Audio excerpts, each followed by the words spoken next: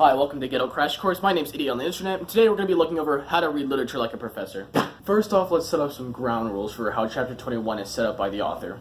First off, he decides to talk about how physical traits on a character, a protagonist or antagonist can mean absolutely nothing to a story, and can progress it, nonetheless. Now let's go over some examples that show the author's meaning during Chapter 21. First off, let's talk about Scar from The Lion King. The facial feature of Scar and how he got his name, that scar on his face has nothing to do with the story. It's the character and how he's evil can portray to the story. The scar kind of shows that he's evil, as most scars show that a character's evil, the antagonist is evil. But the story doesn't progress only because of that scar. It's because of how the character is himself. Honestly, me editing this video is like that picture of Scar where he's just completely unsatisfied of what the hyenas brought him. But enough of that. Back to you, Connor. Man, it's like the editor's always got to steal the spotlight from me in every little project I do. He's got to put himself in there and glorify himself in one little way. Let's continue what we're talking about. In Chapter 21, villains and protagonists are always wanting to seem as the original characters. So they're given a scar, so they're original. They're can be seen from the crowd. And due to the chapter being called Marks for Greatness, you can perceive that these marks don't really inherit anything to the story, but they foreshadow something for, something that can happen later in the story. Or it can mean something later, or it can show you something will happen from this scar. Or there's an actual reason for the scar being there, but it won't make any difference to the story or how the character acts. For example, say Harry Potter has that big scar across his head, like that lightning bolt. It shows that he is better than all the other wizards, or he is the chosen one of the story. Or let's say how a certain event can cause the change in a group of people or a generation of people.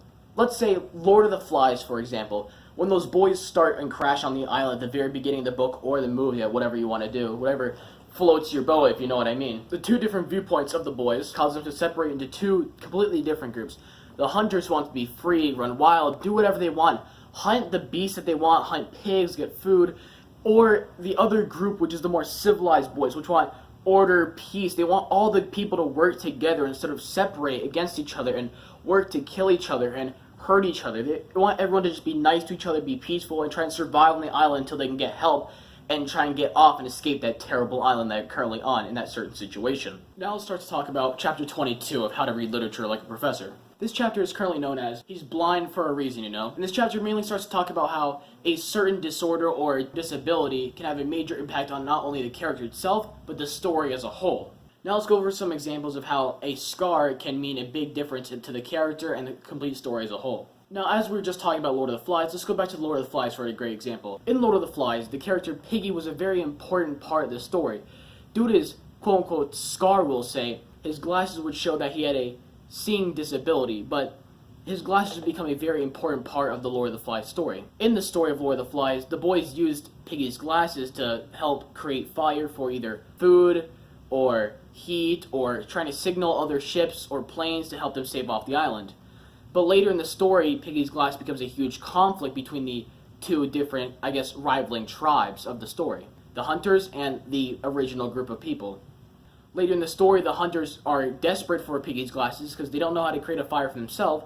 So eventually, due to Piggy's glasses and his seeing disability, at least him getting crushed by a rock by the other kids in the story, because of their greed for Piggy's glasses. Of course, there are many other books that are great examples of Chapter 22, such as our favorite book, Of Mice and Men. Wow, my favorite.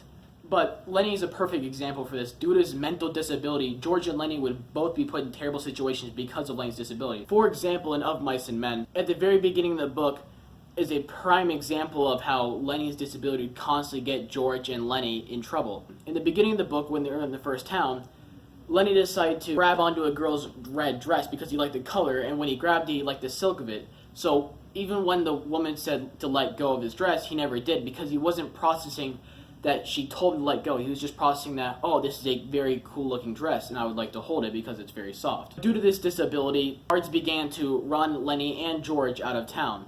And due to Lenny being run out of town and George having the need to protect Lenny, he decided to help Lenny and get him out of town as well. And this places the reader at the very beginning of the story, when Lenny and George were in the forest at a campfire eating beans. That'll be it for this video, everyone. Make sure you never join me again on Ghetto Crash Course, because I'll never be ever doing this again. And I hope you all have a nice day. Goodbye.